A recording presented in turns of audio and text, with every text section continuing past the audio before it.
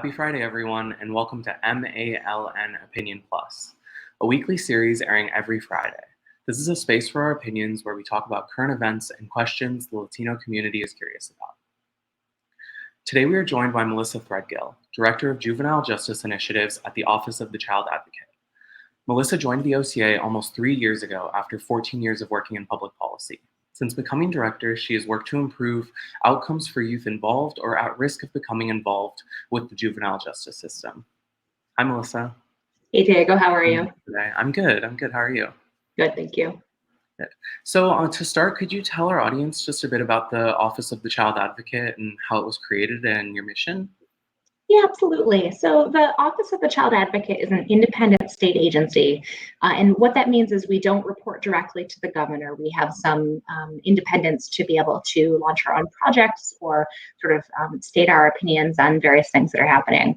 And we have been tasked with providing oversight of all state services for children. We have a particular focus on children that are in what we say the care and custody of the Commonwealth. So these are children that are involved with the Department of Children and Families or the Department of Youth Services. But our mission is really broader than that, to really look at all state services for kids and really think about how as a Commonwealth can we be making sure kids are getting the services they need, that they're at the high quality, and that they're delivered with full respect for their human rights. So since you're an organization outside of the state government, does that mean you have different things that you're allowed to be able to do and that you can't do? Yeah, so we are part of state government. We're an executive branch agency, but because we're independent, so what that really means is my boss, who is the child advocate, is appointed for a fixed term. And if she says something that the governor doesn't like, he doesn't have the authority to fire her, right? Not that I'm saying he would, but it gives you a little bit of independence to say, look, this thing that's going on with state government isn't working for kids, and I think we should be doing something differently. All right, I see. And so what do your responsibilities as director look like? Yeah, absolutely. So I lead all of our projects that are related to the juvenile justice system. And that includes sort of projects that are looking at the data on the juvenile justice system so we can have a better understanding of what's working and what isn't. Analysis of juvenile justice policy, but I also work on programs and policies that are designed to prevent kids from entering the juvenile justice system in the first place. Because we want all kids to grow into adulthood with healthy, happy life outcomes. We'd like them to avoid delinquency. We certainly don't want them to be involved in the adult criminal justice system. So we try to think about policies that would help that. And so I work on policies related to juvenile justice diversion, but also children's mental health, and sort of thinking about supports and services that they might get for, sort of challenging behaviors that emerge during the teenage years. How can we support them so that it doesn't lead to the delinquency system? Sounds really important. So in October of 2020, the OCA launched the Handhold Initiative. Could you tell me a little bit about the work the office is doing on that front and what inspired the creation of the initiative? Yeah, absolutely. And this is a great example of the type of project that we try to do to get families and kids that are experiencing some issues, maybe some mental or behavioral health issues, to get them services and support sooner before things escalate. So this is actually a project we did in partnership with the Department of Mental Health, the Executive Office of Health and Human Services. This was a sort of joint project together. And basically we said, we know that during the pandemic, a lot of parents are having worries about changes they may be seeing in their kids' behavior. And they don't necessarily know, is this kind of normal, or is this something I should really be worried about? And so we created this website to be a place parents could go to really get some answers to those questions. Are these behaviors that I'm seeing, is this just a kid being a kid, or is this something of greater concern? And then if it is of greater concern, we wanted to give parents curated sort of our best tips and tricks and guidance on what they can do as a parent to support their kid. And some of those things might be activities they can do with their child, or information they can sort of learn about what their child might be going through, or it may be that they need professional help. And so we also try to give parents some connections to services and supports where maybe they could connect with a therapist or substance use services or something of that nature. So since the pandemic has stressed a lot of these mental health issues often. Have you seen anything really specifically that happens quite common or that's become more familiar to you guys? Any sort of situation? Yeah, absolutely. So the OCA doesn't provide direct services. So a lot of the information I get is from talking to other folks in the system. But we know that kids have really struggled this year. Many children have really struggled with being disconnected from school. They don't have all the sort of structure that they usually do. They may not have the opportunity to participate in enrichment activities like sports or arts. And that level of isolation and disconnection can be really tough on kids. And we are seeing, I think, some increases in kids experiencing depression or anxiety. Certainly, there are some situations where it's escalating and the kids are needing more serious services. There have been some news reports about kids in emergency room departments looking for psychiatric treatment.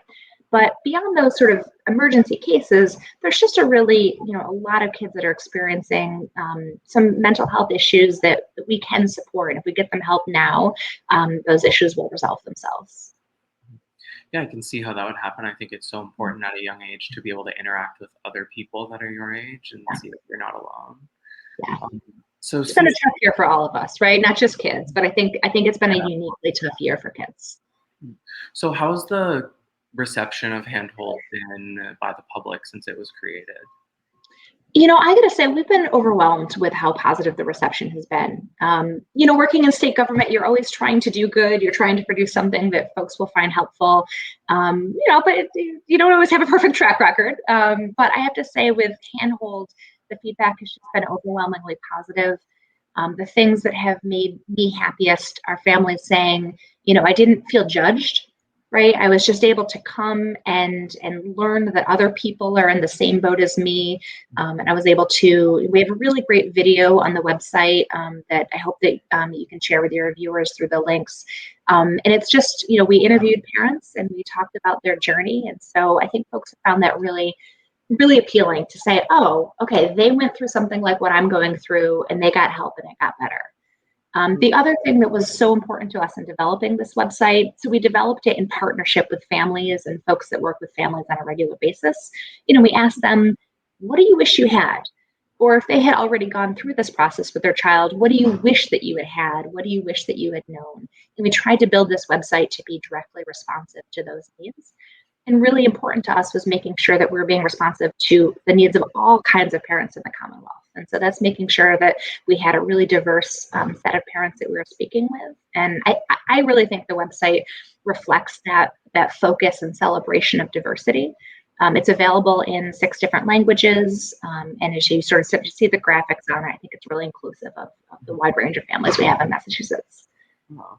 And would you say the initiative has created some of the outcomes the OCA was hoping for? Yeah, I think so. I mean, I think, we're always trying to raise awareness about options that are out there and to make people feel supported. There's a lot more to do on that front. We know it, but yeah, I think the reception's been positive. And we're actually working to expand the options. So the website was originally, it was, I think it's useful for all parents, but just given limited resources, we focused on parents of like kids in that 6 to 12 age range. Because we found that there wasn't always a lot of stuff that's really built for those parents. And that can be a time when mental health symptoms start to develop. But we didn't want to forget about parents of our youngest ones, right? So kids between 0 and 5. And certainly we didn't want to forget about our parents of teenagers. And so in the next month or so, we're going to be adding additional resources that are targeted to those age groups too. And so do you at all target those mental health services towards the parents as well to kind of get possibly to like the root of or maybe like the beginning of the issues also? Yeah, that's a great question. So one thing we talk about on the website is to care for others, you have to care for yourself. Right. And so if you're experiencing anxiety, if you're experiencing depression, your kids are probably experiencing that through you. And so we want to encourage parents to not just take care of their kids, but also making sure they're checking in on themselves, that they're, sort of embracing things that can bring them some calm and some stress relief. And certainly if they feel like their own personal challenges are escalating to the point that they need help, we want to help parents get that support too. Mm-hmm. And so you spoke a little bit about expansion. What future plans does the Office of the Child Advocate have for the Handhold Initiative, if any? Yeah, I mean, the big expansion, I think, is the age ranges. And then we want to keep it fresh. We're going to continue to keep adding new content as it develops. We want it to be a place that people can go back to. And, from there, we're going to keep talking to parents and say, what else could we do to be helpful? I think so often, we sort of design services without really talking to the folks that they're for to say, okay, what do you actually need? And so that's been at the forefront of Handhold, is talking to parents and saying, what would you find helpful? Okay. And so is there anything that you personally hope to see come out of the OCA in the near future? Oh goodness, we've got so many things that we're working on. I will say I mentioned that I do some work around juvenile diversion. We've been very excited to be partnering with the Department of Youth Services to launch a pilot statewide diversion program, and we'll have some big news to announce on that probably in a month or two. But the goal is, again, how can we make sure that kids that might be doing some things they shouldn't be doing, right? Which is normal for teenagers. It's adolescently, developmentally appropriate to push boundaries and to take risks. But when that happens, we want to make sure kids are getting the support they need to get on the right path. I think there's a lot of folks in Massachusetts that have been trying to do that, but we can always do better. And so we're really working to try to expand the offerings that are there and make sure that they're developed both with kind of the best available research about what works, but also that we're talking to kids and families about, hey, what works for you, and making sure that our services are culturally competent, that they're available in multiple languages, that we're designing services that work for everyone. And so you mentioned juvenile diversion. Would you mind explaining a little bit to our audience who might not know what exactly that could look like in practice? Yeah, absolutely. It's a great question. So what it can look like in practice is a teenager, does a thing that's against the law. It could be as minor as shoplifting. They could get into a fight at school. It could be a little bit more serious sometimes as well. But they do a thing that they're not supposed to do. What we know about adolescents is that they are impulsive, and so a lot of times they act in the moment without really thinking things through. But it doesn't mean, like, if they do this sort of thing, it doesn't mean they're a criminal. It doesn't mean they're a bad kid. They just need some support to get on the right path. And so what diversion is an opportunity to basically, you develop a diversion agreement and you say, I'm going to participate in this program, or maybe I'm going to do some community service, or I'm going to engage in mental health services because that's kind of at the root of what's going on. And if I do that, you're not going to prosecute me, right? So I'm not going to have a record. This isn't going to stay with me forever. I'm going to have an opportunity to make amends for what I did and kind of get myself on a better path without those long-term consequences of a criminal record.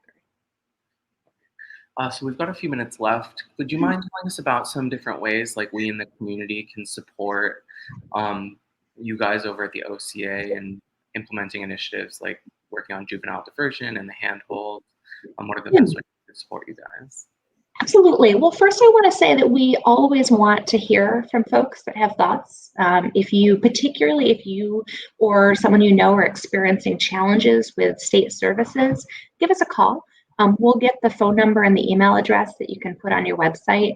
But folks, we operate a complaint line that folks can call in, and we will do our best to help get the situation where it needs to be. But we also use that as feedback for, okay, what's not quite working for people and where can we improve? If you have particular thoughts about some of the projects we're working on, you can email us at that email address. We'd like to hear from you with your thoughts. It's the only way we can make sure that the projects we're working on best support the community if we hear from folks. And we're getting a little close to time here, but is there any other information or resources you'd like to share and make sure our audience checks out? I think just check out our website. We have a lot of things going on. And I just appreciate you taking the time and having me on to be able to talk about some of these issues. Yeah. Thank you so much for talking with us today, Director Threadgill. And thank you for being our guest on MALN Opinion Plus. Thank you. Thank you. All right. Tune in next week for another episode. Follow us on Twitter at MA Latino News and Instagram at MA_Latino News. I'm Diego Viruel with MALN Opinion Plus. See you next time.